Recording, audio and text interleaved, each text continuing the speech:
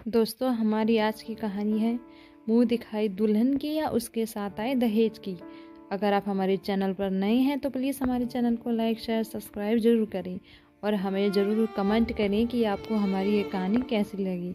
तो चलिए शुरू करते हैं। मेघा जी अपनी इंजीनियर बेटी के लिए दिया नामक सॉफ्टवेयर इंजीनियर लड़की से विवाह तय किया है कि मिश्रा और पांडे परिवार का मिलन होने जा रहा था। अब दोनों परिवार समधी बन जाएंगे। मेघा जी ने अपनी बेटी की शादी में अपने घर को दुल्हन की तरह सजाया है। मेघा जी का बंगला काफी बड़ा है। चारों तरफ से बाउंड्री वॉल और एक बड़ा सा लॉन है और उसके पीछे एक बड़ा सा आंगन है। बाउंड्री वॉल को चारों तरफ फूलों से सजाया गया है और पूरे घर को भी दुल्हन की तरह रंग बिरंगे फूलों से सजाया गया है। आज घर में शहनाइयाँ बज रही हैं। मेघा जी का पूरा परिवार एक संपन्न परिवार है। मेघा जी के परिवार में उनका बड़ा बेटा डॉक्टर है, बेटी वकील है और मेघा जी के पति जज हैं और वे स्वयं एक लेडी डॉक्टर हैं। मेघा जी बड़े प्यार से अपनी बहू जया को आवाज लगाई और बड़े प्यार से कहा, आरती की थाल सजा लो, गृह लक्ष्मी आने वाली है, तुमको ही उसका गृह प्रवेश करना है। दीपक जब अपनी नई नवेली बहू दिया को अपने घर लेकर आता है तो पूरा घर खुशियों से झूम उठता है।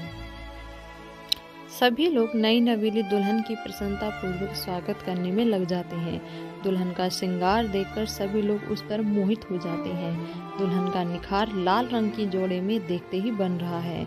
उस पर जरी का काम, गले में हीरो का हार और कान में झुमके उसके निखार में चार चांद लगा रहे हैं। दुल्हन की पायलों की छन छन की आवाज ऐसी मदमस्त कर रही है, पूरे घर में मानो संगीत के सप्त स्वर बज रहे हों। दिया दुल्हन के रूप में ऐसी लग रही है कि मानो लक्ष्मी जी मेघा के घर में स्वयं आ गई हों। तभी एक पल में एक बड़ी सी गाड़ी पोपो करती हुई धीरे सजी धजी द्वार पर आकर खड़ी हो जाती है।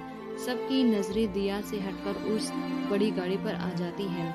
वहीं घर के दूसरे कोने में घर के कुछ बड़े लोग बातें कर रहे थे। बहू दहेज में क्या क्या लाई है, टीवी फ्रिज कुछ मिला भी है या फिर खाली हाथ आई है, फिर तो हमारी इज्जत का कचरा ही कर दिया है। नई नवेली दुल्हन बनी दिया घर के एक कोने में बैठकर सबकी बातें सुन रही है। दिया कोने में बैठकर सोचने लगती है, हम सब भाई बहनों को पिताजी ने कितने प्यार से लालन पालन किया। पिताजी ने सभी को उच्च शिक्षा दिलाई। पिताजी रिटायर होने के बाद भी मेरी शादी में यथासंभव सब कुछ दिया, फिर भी ये लोग ऐसी बातें क्यों कर रहे हैं। दिया अपने ससुर जी की बातें याद करने लगी। जब पहली बार दिया को देखने आए थे तब उन्होंने कहा था, मुझे बहू के रूप में एक बेटी लक्ष्मी स्वरूप चाहिए और कुछ नहीं। देने वाला तो ऊपर बैठा है, इंसान से क्या मांगना। इसी उधेड़ बुन में दिया सोचती रह जाती है और कब शाम से रात हो जाती है उसे पता भी नहीं चला और यह दिन ऐसे ही समाप्त हो जाता है। दिया जब सुबह सोकर उठी तो उसे अपनी माँ और दादी की कही बातें याद आने लगी कि सुबह उठकर उसे अपने सास और बड़े का पैर छूकर आशीर्वाद जरूर लेना है। तभी दिया की छोटी नंद दौड़ती हुई आती है और बड़े प्यार से कहती है, भाभी अच्छे से तैयार हो जाओ, पंडित जी आ गए हैं, पूजा होनी है। दिया ने बहुत अच्छे से अपना श्रृंगार किया और पूजा के लिए आ गई। लाल जोड़े में दिया बहुत सुंदर लग रही थी। पूजा शुरू हो गई, लेकिन किसी का भी ध्यान कथा में नहीं है। सब लोग गाड़ी और क्या दहेज में मिला है उसी की बातें कर रहे हैं। सभी मेहमान धीरे धीरे अपने घर चले गए और जो घर फूलों से सजा था वह भी अपनी महक बिखेर कर सुख पर समाप्त हो गई। अब घर में केवल सास ससुर जेठ जेठानी छोटी नंद और दीपक और उसकी नई नवेली बहू दिया रह गई। दिया ने डाइनिंग टेबल पर सुबह का नाश्ता सजाया। सभी लोग डाइनिंग टेबल पर बैठकर शादी की बातें कर रहे हैं। उसी समय दिया की सास मेघा जी बोली, वैसे कहना तो पड़ेगा कि हमारे समधी पांडे जी ने बहुत ही सुंदर गाड़ी दी है। उसका रंग देखा क्या आप लोगों ने, कितना चमकता हुआ है ना। दिया इन सब लोगों की बातें सुनकर चेहरे पर भाव लाते हुए सोचती है, सब लोग गाड़ी और निर्जीव वस्तुओं की बातें कर रहे हैं। शादी में कौन आया कौन गया इसकी किसी को भी परवाह नहीं है।